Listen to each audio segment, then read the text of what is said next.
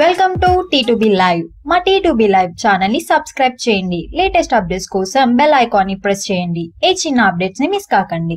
సర్దార్ గబ్బర్ సింగ్ లాంటి డిజాస్టర్ తర్వాత కూడా ట్రేడ్ లో భారీగా అంచనాలు ఉండేలా చూసుకోవడం పవర్ స్టార్ పవన్ కళ్యాణ్ కి మాత్రమే సాధ్యమైందని చెప్పొచ్చు. ఇక పరీక్షల సమయం అని తెలిసిన సినిమాను డేర్ గా మార్చిలో రిలీజ్ చేస్తున్నాడు పవన్ కళ్యాణ్. సుమారు 86 కోట్ల బిజినెస్ చేసిన కాటమరాయుడు బాక్సాఫీస్ దగ్గర ఎంత కలెక్ట్ చేస్తుందో తెలియదు కానీ తొలి టార్గెట్ మాత్రం ఎన్టీఆర్ నటించిన బ్లాక్ బస్టర్ జనతా గ్యారేజే అని ట్రేడ్ వర్గాలు చెబుతున్నాయి. ఎన్టీఆర్ నటించిన జనతా గ్యారేజ్ బాక్స్ ఆఫీస్ దగ్గర బ్లాక్ బస్టర్ హిట్ కొట్టి 85 కోట్ల షేర్ ని కలెక్ట్ చేసింది. కాగా ఇప్పుడు పవన్ తొలి టార్గెట్ కూడా ఈ మార్కును అందుకోవడమే అంటున్నారు. ఒకవేళ తమిళ్ కన్నా బెటర్ టాక్ తెలుగులో వస్తే 100 కోట్ల క్లబ్ లో చేరే అవకాశం కూడా ఉన్నట్లు సమాచారం. మరి పవన్ టార్గెట్ ఎన్టీఆర్ 85 కోట్లు అవుతుందా లేక ఖైదీ నెంబర్ 1 104 కోట్లు అవుతుందా అనేది తెలియాల్సి ఉంది.